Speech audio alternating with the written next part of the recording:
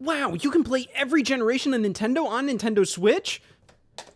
Yes. You know, it's pretty wild that the Nintendo Switch is genuinely kind of like the most all-in-one Nintendo console they've ever created. I mean, like, pretty much every generation of their hardware is available on this thing. It's more expansive than ever before. I mean, to be fair, maybe we can compare this a bit to, like, the Wii with the Virtual Console. That had, like, NES, SNES, N64, and then on top of that, you had third-party consoles. You know, you had the Sega Master System, Genesis, TurboGrafx, Commodore 64. Plus, you could play GameCube discs via backwards compatibility, and you could play just flat-out all Wii games. And there were some funny little releases here and there that allowed you to play, like, you know, let's say DS games on the Wii. You know, the Phoenix Wright games were released via WiiWare. You also had, like, a Final Fantasy Crystal Chronicles game, which was genuinely, like, a direct port of the DS game, and you had, like, the dual screens on the Wii. That was kind of up, but in comparison, the Nintendo Switch has NES, SNES, N64, and then on top of that, you have the handhelds via Nintendo Switch Online, Game Boy, Game Boy Color, Game Boy Advance, and games on consoles that followed after that are definitely on more of a case-by-case basis. You know, like Wii could play all GameCube games. There's a select amount of GameCube games available on the Nintendo Switch. Same with Wii games, same with Wii U, all of that. But I just want to go over all of the ways that you can play each generation of Nintendo on Nintendo Switch. Let's get started, motherfuckers. Here we go, the boring ass part of the discussion. All the consoles available on Nintendo Switch Online, because, like, yeah, what the hell is there to discuss about this? We have NES, Super Nintendo, N64, Game Boy, Game Boy Advance. We also have Sega Genesis here for those that are on the wrong side of history. Gotta be honest, this whole lineup has really grown on me throughout the years. I remember when NES Online first debuted in 2018, and it was damn near putrid. Like, you definitely had elements that I really liked about it. You know, there was definitely, like, a very strong foundation there, but there just wasn't enough titles, and at that point, the only console you had was NES. I'm just like, come on, buddy. This is just sad. Nobody wants to play just NES games online in 2018. But as the years went on, you know, they've updated the app quite a bit, and, you know, we've gotten a lot more games, and in addition, we've gotten more consoles with Super Nintendo, N64, Game Boy Advance. I think the emulation on here is great. Like, I think the games look fantastic. They look incredibly crisp. The colors just pop. And most importantly, they feel really good to play. I found that a lot of the virtual console emulation efforts Nintendo's done throughout the years have definitely been pretty spotty. Now, they got their shit together on NSO, and in addition, they're not just putting out the exact same games that you expect to be put out all the time. I think it's really interesting how, like, we're getting, like, movie license software.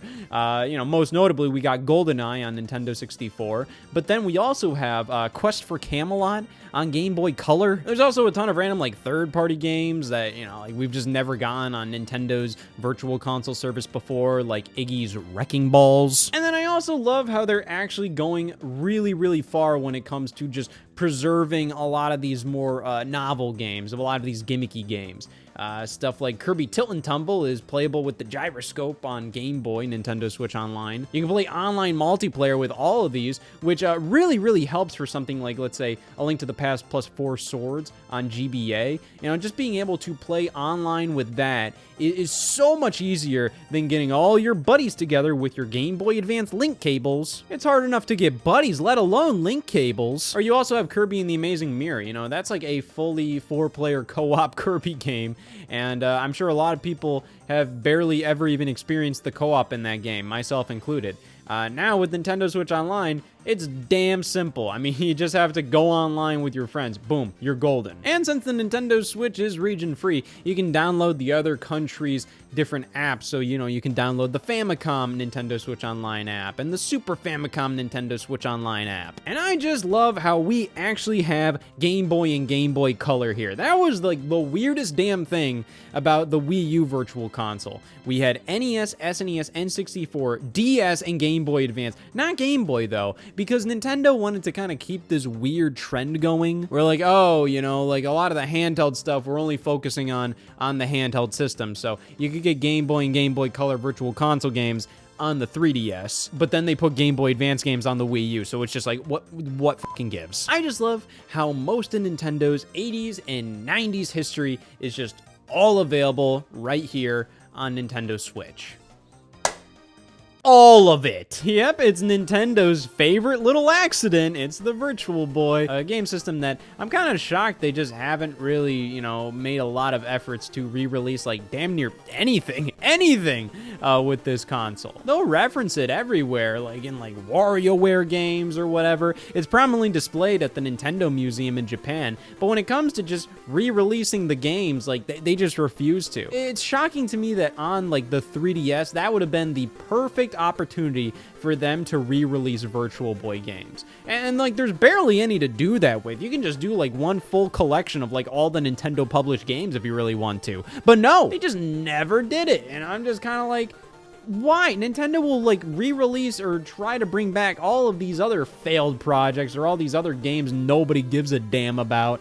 You know, Virtual Boy just kind of seems like it would be really, really cool to just have that all available. And hey, I'm going to make a wild excuse for Virtual Boy on Switch here, so bear with me. It's in the Nintendo Labo VR kit. There's like a little thing there where when you put the Nintendo Switch up to your eyes, there's a little video that plays that does like a POV. You're playing the Virtual Boy, and it plays a little VR video of playing Mario's Tennis on Virtual Boy. That's it. Hey, that's something. And the fact Nintendo kind of put in this little Virtual Boy thing with their VR headset for Switch, you know, it shows they are actively thinking about the Virtual Boy. Not enough. Sometimes I think about how I think about Space Squash more than Nintendo does. But hey, at least Nintendo's made efforts to put other parts of their forgotten history available on Nintendo Switch. For example, we have the Arcade Archives line. Remember back in 2017 when this was like pretty much the only damn games releasing on Nintendo Switch? Just Arcade Archives Neo Geo software. That's all that kept on releasing, buddy. Just got ridiculous eventually. It's just like, my lord. Like, I saw people confused as to like, oh, is this just the Virtual Console lineup for this console? Keep in mind, like, Virtual Console was just the term everybody always used for like, oh, Nintendo's classic games re-released on their modern consoles. Oh, Virtual Console, Virtual Console, Virtual Console. I still hear people call the Nintendo Switch Online lineup on Nintendo Switch Nintendo's Virtual Console. Nah, Arcade Archives is done by a company called Hamster, and they pretty much got like the licenses from so many retro game companies. Most notably, they got SNK with Neo Geo, but they also got Konami with Frogger, and, you know, they even got Double Dragon. Namco did some Arcade Archives releases with Pac-Man and Galaga and all of that. But I think the big thing was that they actually worked in tandem with Nintendo to get a lot of these classic Nintendo arcade games available on modern consoles for the first time, really, ever. So yeah, a big chunk of Nintendo's history was their arcade games, and yeah, that's represented on Nintendo Switch. I think it would be really cool if Nintendo's more like modern arcade games made some appearance on their consoles. I always thought it'd be really cool if like the Mario Kart Arcade GP titles were re-released as like a downloadable game or something. Or maybe you compile a bunch of them and release them on a cartridge. They're just like, hey, these are the Mario Kart Arcade titles or something. I feel like digital would probably be the best there. I mean, like, the arcade titles are cool, but they definitely don't fit the niche of like what a Mario Kart game will give you. And I feel like Nintendo would be kind of worried if like, oh, if they release Mario Kart Arcade Trilogy or something on Nintendo Switch at retail, a lot of people will buy that and then they'll pop it in and they'll be like, I don't like this Mario Kart. It's like almost too perfectly meant for an arcade setting. The tracks are really like simple in those games.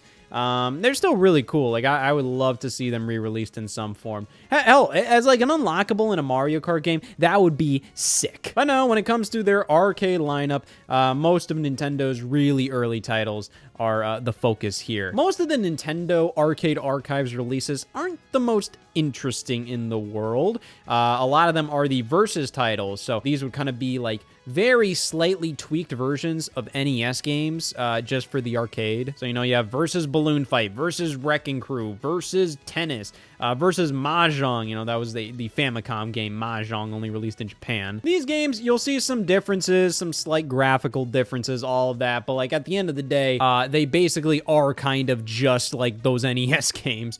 In some cases, you know, there's more differences than usual, but most of the time, like, yeah, you know, fucking golf is fucking golf. But I think some of the most noteworthy arcade re-releases on Nintendo Switch are the Donkey Kong games. We also have Sky Skipper, the Punch-Out games, and Mario Brothers and Versus Super Mario Brothers. The first one re-released was the original Mario Brothers, and I think that was kind of a big deal considering, you know, the only version that we've ever gotten re-released on Nintendo consoles was always like the NES version of Mario Brothers. So it was good to see like the OG arcade version available. But then we also got Versus Super Mario Brothers, which got re-released on Switch in like December around Christmas time of 2017.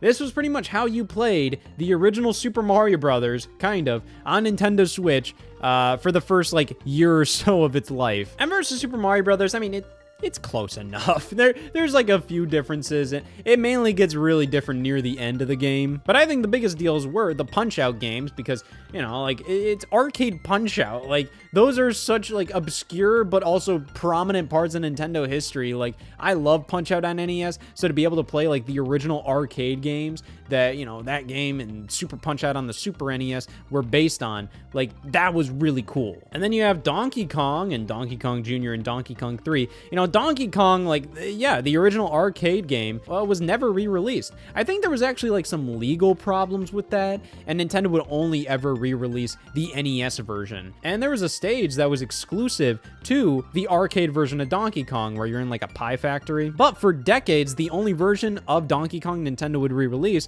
would be the NES version. Which, I mean, it does the job. I mean, like, it still feels like Donkey Kong. It's still like Donkey Kong, but it's kind of like comparing, like, the arcade versions of all these classic games to the NES versions. The NES version, you know, a lot of the time works fine, you know, like it gives you that general experience. But man, there's just something about the arcade games that just feels so much better. And Donkey Kong is no exception to that. But that same NES version was just the only one that was always re-released. Oh, it got to the point that like Nintendo made a special version of the NES version of Donkey Kong that included that like arcade exclusive Pie Factory level. That was always cut from the NES game, but like there were certain re-releases of Donkey Kong on like the Wii and 3DS that included it again. But in 2018, Arcade Archives actually got the original Donkey Kong out, which was pretty damn sick. There's also Sky Skipper, which was like this weird lost Nintendo arcade game. It was really weird. There was like an Atari 2600 version of it, but when it came to like an actual like North American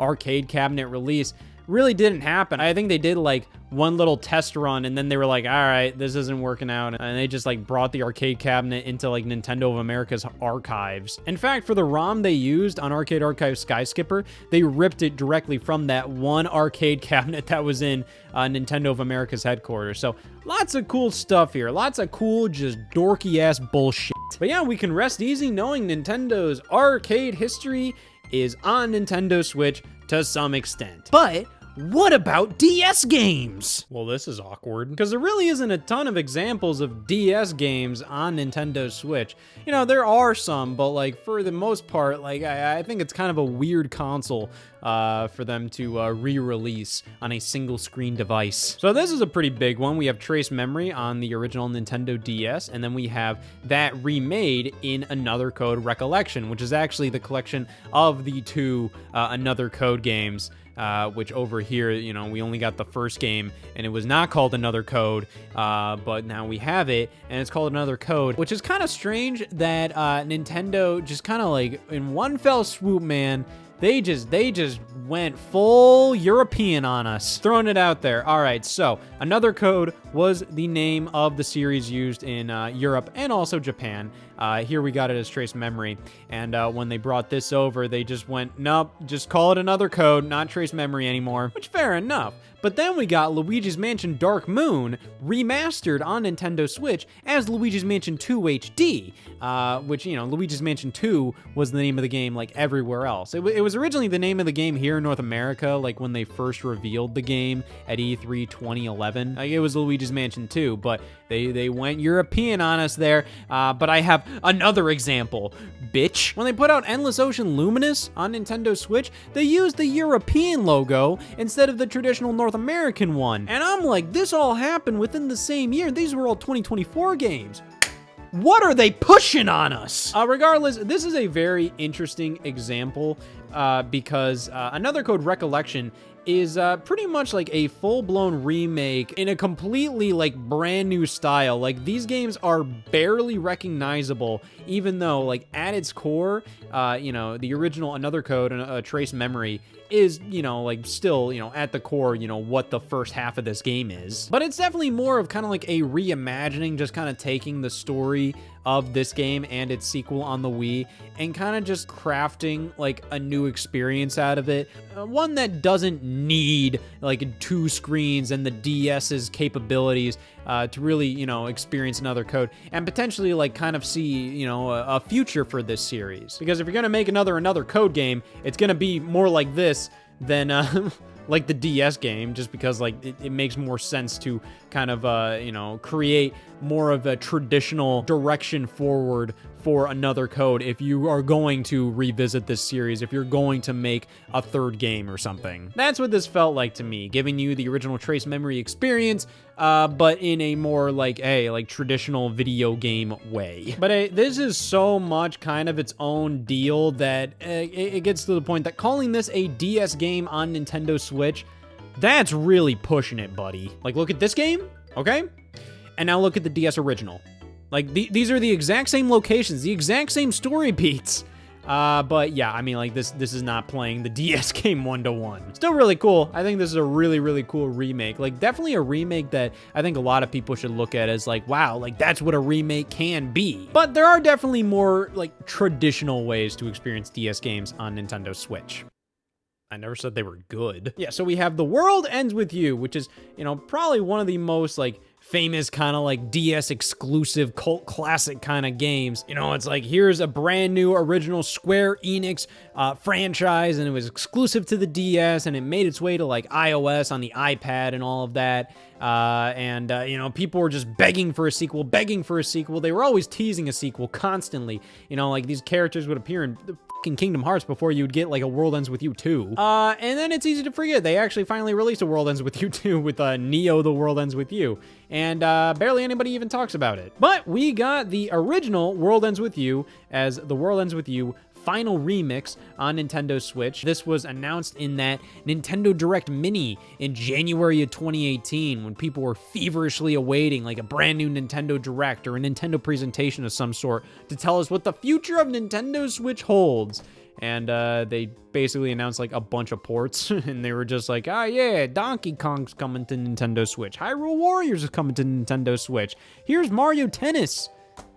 Who gives a shit? But they definitely had some cool announcements there. Most notably, World Ends With You Final Remix. And my lord, playing this on the TV is putrid. This is a very touchscreen focused game, and they give you the option to just use like Joy-Con as kind of like pointing devices to play this game. It's not fun. This is definitely a game that is meant to be played with a touchscreen, and even then, like using the touchscreen on Nintendo Switch is never like the most ideal. It just always felt a little awkward to me. So, I mean, like, I guess this is kind of the definitive version of this game, but like, who cares? I'd probably prefer playing it on the DS just because like the game was designed with the DS in mind.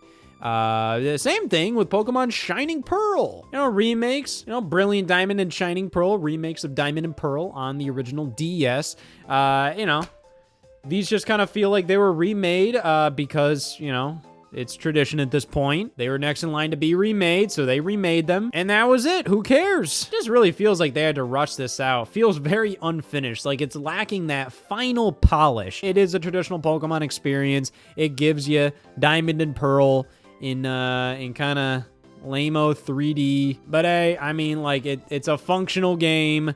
There you go. However, there are more traditional DS just re-releases on Nintendo Switch. For example, we have the Mega Man Zero and ZX games. The ZX games are the DS ones here, you know, and they did adapt them to work pretty damn well on one screen. Plus, we also have the Castlevania Dominus collection, which is a collection of, you know, the DS Castlevania games. And it's actually pretty cool. You know, they still retain the touchscreen support. So if you do want to use the touchscreen on that bottom little screen on the DS, you can do that, or you can just use like, you know, your typical buttons and sticks. Very, very cool. You know, like these are pretty solid interpretations of how DS games should work on non-DS platforms, which I think is kind of like the biggest flaw with, you know, the DS, the fact that like it's really hard to re-release those games and for it to feel like that natural. Like, I don't even know how you re-release something like Phantom Hourglass, you know? The longer things go on, you know, the more this kind of feels like, yeah, this is just a damn DS game for the rest of its life. Everything was pretty perfect on the Wii U. You had the perfect platform to re-release DS games, and they did it.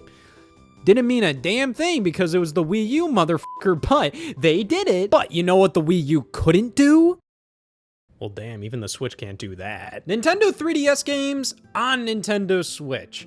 There's a fair amount more than, you know, I really kind of thought we would ever get on Switch. And, you know, it kind of feels like after Nintendo kind of went through most of the major Wii U games that could easily port over to Switch, you know, they kind of switched gears a little bit over to like, hey, let's do some remasters of GameCube, Wii, and 3DS stuff, because the 3DS is genuinely like one of Nintendo's best consoles. I mean, like, I look back at everything with that handheld with so much love, even the garbage on it. It was just such like a nice little vibe. Like, there's something about 3DS software that just hits a little differently. And so many of the games are like really, really great, but the hardware does kind of hold them back. So take, for example, Luigi's Mansion 2, or Dark Moon, you know, Europe. Now, back in 2013, when this released on 3DS, it was a great 3DS game, but, you know, it's definitely a little harder to play now, you know, going back to the 3DS and playing kind of a game that requires a lot of, you know, the buttons on the 3DS, kind of like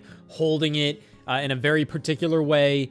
And also like the frame rate doesn't really work that well, you know, like it's just, I don't know, you know, like this game definitely deserves to be played on a more beefy piece of hardware. And that's exactly what Luigi's Mansion 2 HD is. It is the 3DS game with legroom. This is definitely like one of the more like iffy Nintendo Switch remasters, because I think a lot of people looked at this and they're like, do I really need this? And at $60 no less. I will tell you, I played through the entire game. This is the first time that I actually went through and beat Luigi's Mansion 2.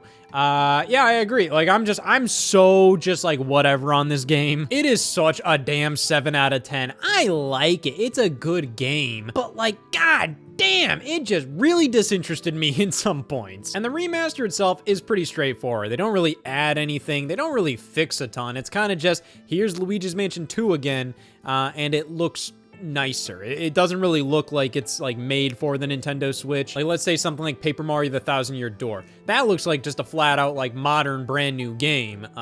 This doesn't. Even like all the text, like it just seems all like really big, like it was meant for a much smaller display. I like this game, but it can go f itself most of the time. Because I played it, I'm like, I'm glad I played that.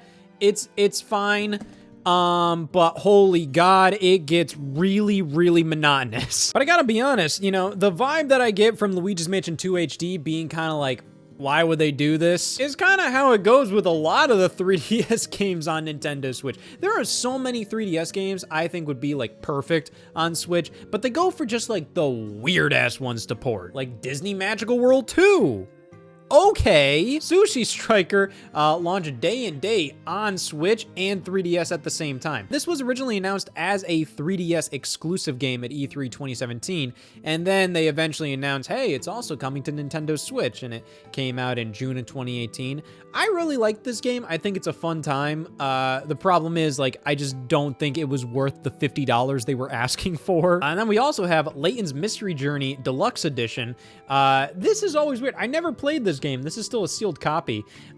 This is the 3DS follow-up to the Professor Layton series. So we had like 2 Professor Layton games on the 3DS, and then Level 5, the developers of it, said, yep, the story's over. This is it. I think they attempted to do like some spin-off things. Like, I remember there was like something called like Layton Brothers on like iOS, And then this is what they did, you know, later down in the 3DS's life. This released in 2017, so it's a very late release, but it's Layton's Mystery Journey. I believe this is Professor Layton's daughter, and yeah, it's pretty much another Professor Layton game. Yeah, I'm gonna have to actually play this one, and I'm actually gonna have to play the 3DS original as well, because I am interested to see how they went about, like, making this game on 3DS, and then also bringing it to Nintendo Switch. But yeah, I think their whole idea to just kind of take the Professor Layton series into another direction was all for naught, considering they eventually announced Professor Layton is back, bitches. But you know what I'm really thankful for? We got the Apollo Justice Ace Attorney trilogy. This is a collection of not only Apollo Justice, which was a DS game, but the 2 3DS Ace Attorney games, which were digital only here in North America. So it's really cool that they actually, like, as a physical release here, and also just in a much better way, you know, like just seeing all of these awesome 3D models in HD is great. I just also noticed this, by the way. I remember Dual Destinies was rated M on the 3DS, and now it's rated teen. Looks like people are getting more accepting towards murder in our video games. But see, that's a perfect example of like a 3DS game that needed to come to Switch. What the hell was this? This is another 3DS and Switch day-and-date release. Fire Emblem Warriors on new 3DS and Fire Emblem Warriors on Nintendo Switch. This I always viewed as more so a Nintendo Switch game on 3DS.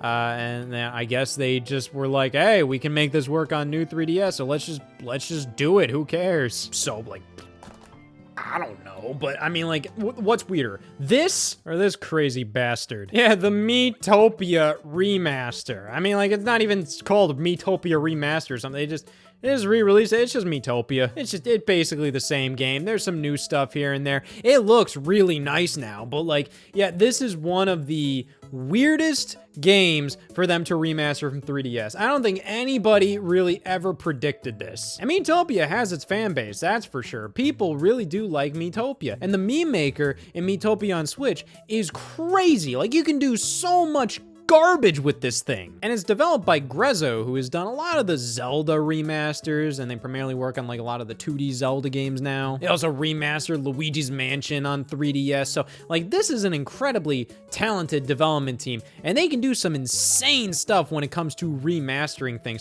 Why did they do Miitopia? Why? There were so many other games they could have done from 3DS that I would have loved to see.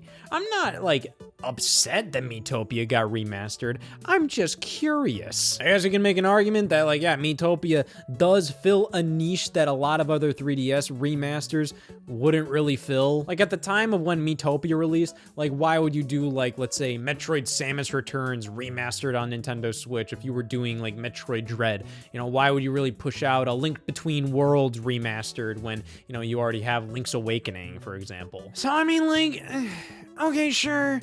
I'm just not thrilled about it. There's also a fair amount of other releases. So you have like Monster Hunter Stories 1, which is kind of funny how that turned out. So you have Monster Hunter Stories 2 release, and then like a couple years later, you have Monster Hunter Stories 1, and that got a physical release that includes Monster Hunter Stories 2 as a download code, but Monster Hunter Stories 2 has already gotten a physical release. So it's just, you're pretty much just getting like a free download code. Who cares? You also got Resident Evil Revelations, the HD version of that hitting Nintendo Switch. You also have a lot of the indie games that were big on 3DS, like let's say Mighty Switch Force, Mutant Mudds, the Shantae games. Like a lot of 3DS stuff made their way over to Nintendo Switch. You can also make some weird arguments for stuff like Xenoblade Chronicles Definitive Edition. You know, hey, you had Xenoblade Chronicles 3D on the 3DS. You have Donkey Kong Country Returns HD, which, hey, you have Donkey Kong Country Returns 3D on the 3DS, and HD includes all the bonus content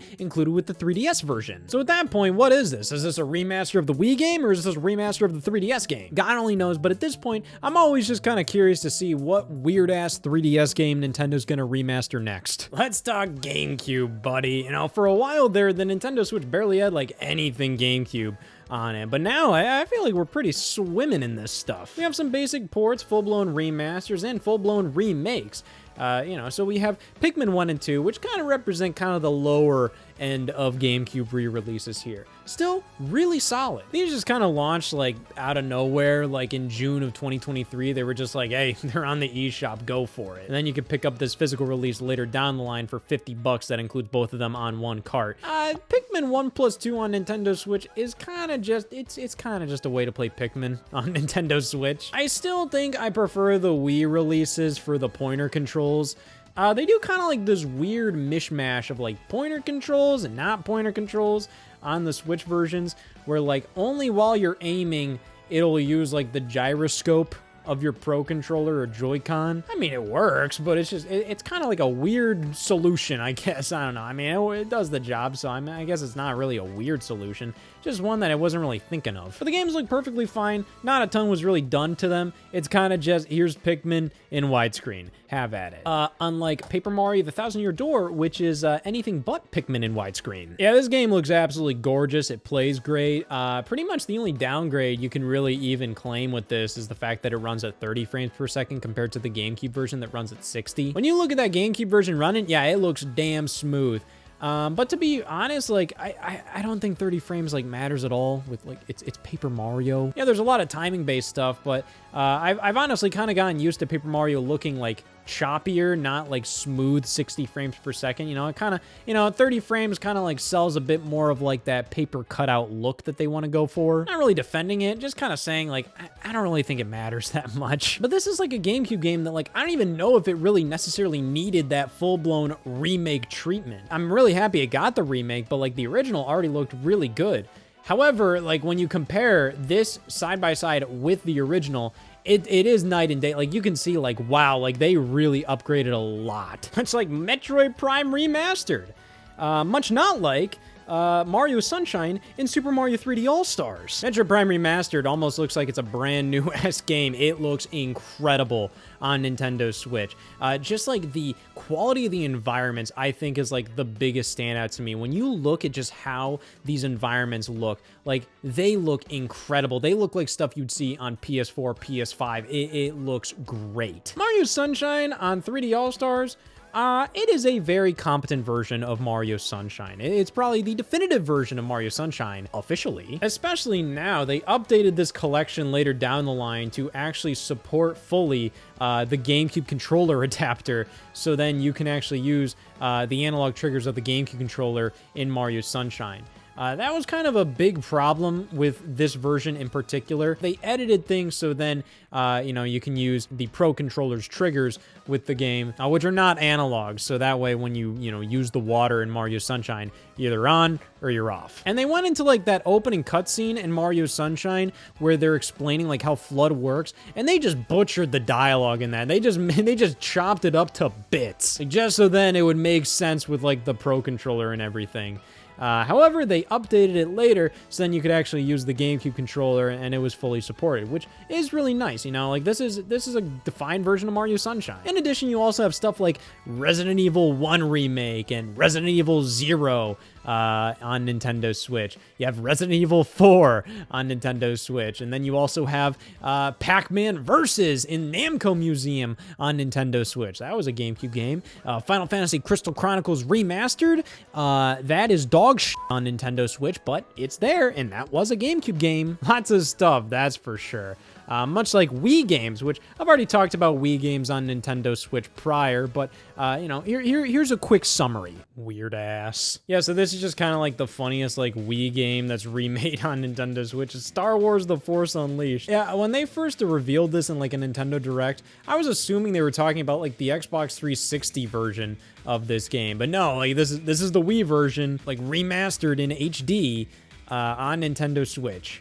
Bizarre. I just feel like this is something where, like, at this point, like, you should really specify, like, what version of this game it is. Like, I think most people would assume this is the Xbox 360 version. But hey, I mean, this is just another Wii game available on Nintendo Switch. And I think it's really cool how many Wii games are available on Switch. I mean, this is kind of like the perfect modern console to re-release Wii games on, considering that the Joy-Con are kind of like spiritual successors to the Wii Remote and Nunchuck. I never said they're they're good spiritual successors, but hey, I mean, we've all disappointed our parents in some way, haven't we? Xenoblade Chronicles Definitive Edition, Super Mario Galaxy and Super Mario 3D All-Stars, Skyward Sword HD, Sonic Colors Ultimate, Go Vacation. Like, there is an infinite supply of Wii games on Nintendo Switch. I mean, hell, you have The Blob and The Blob 2, No More Heroes 1 and 2, Kirby's Return to Dreamland Deluxe, Active Life Outdoor Challenge. And like I said, I've already talked about Wii games on Nintendo Switch, much like I've already talked about Wii U games on Nintendo Switch. This isn't one of them. I mean, where do I even begin with Wii U games on Nintendo Switch? I mean, you have Mario Kart 8 Deluxe, Pokken Tournament, Bayonetta 2, Hyrule Warriors, Donkey Kong Country Tropical Freeze, New Super Mario Bros. U Deluxe, Tokyo Mirage Sessions Sharp FE, Pikmin 3. Many of these Wii U ports are kind of like love it or hate it. You know, some of these are actively like the best versions of these games. Many of the other ones are kind of like, you know, they kind of had to finagle their way onto the Nintendo Switch. Some Nintendo Switch games were sequels to Wii U games, and because of that, they kind of replaced the need for a port. Stuff like Splatoon 2 and 3, you know, I don't think there's much reason to bring Splatoon 1 to Switch. Same with Mario Maker 2, you know, why bring Mario Maker 1? Smash Brothers Ultimate, you know, why bring Smash Brothers for Wii U? It's unfortunate that a lot of the Wii U games that heavily use the Wii U gamepad probably can't come over, but I've always kind of imagined, like, what if you do something where you could connect, like, another Nintendo Switch to your Nintendo Switch, and then you could use that other one as a Wii U gamepad, kind of like how you'd connect two Switches to play, like, local multiplayer with Mario Kart or something, where you both have your own separate screens. I feel like theoretically that should work. I kind of wanted that option for something like Mario Maker 2. I love how the gamepad works with Mario Maker 1. How you can, you know, make your level on the gamepad and then look up at the TV. You could see it on the TV. You could hit play and then you can play it on the TV. Everybody can see you making your level, and it's also comfortable to make your level that way. It's not comfortable to make your level in any form on Mario Maker 2. But who knows? Maybe that's something they can do later down the line, or maybe in 50 years somebody can hack something to make that all work. But don't think I forgot about Game & Watch games. Yeah, that's playable on Nintendo Switch. On Game & Watch Gallery 3 on Game Boy Color. Come on, man, it counts. Get off of my shit. In the end, man, like, there is pretty much a way to play every single Nintendo console on Nintendo Switch. Hell, if you want to count, like, their old-ass color TV game consoles that are just Pong systems, I mean, okay, yeah, I mean, that's stretching things, but, like, you can use the assist trophy in Super Smash Bros. Ultimate. The Sheriff from their little Sheriff game, that's represented, huh? But yeah, it is pretty damn cool that so much of Nintendo's history is playable in some way on Nintendo Switch, whether they're in the form of, like, original ports, remasters, remakes, whatever. It is pretty damn cool how much is available on this console. But, you know, not everything, you know, like, Nintendo was a massive company before all these video games. You know, it's like, what if I want to play, like, the true origins of Nintendo, you know? Like, you know, they were a card game company that made Hanafuda cards? All I can say is thank fucking Christ for Clubhouse Games. Yes!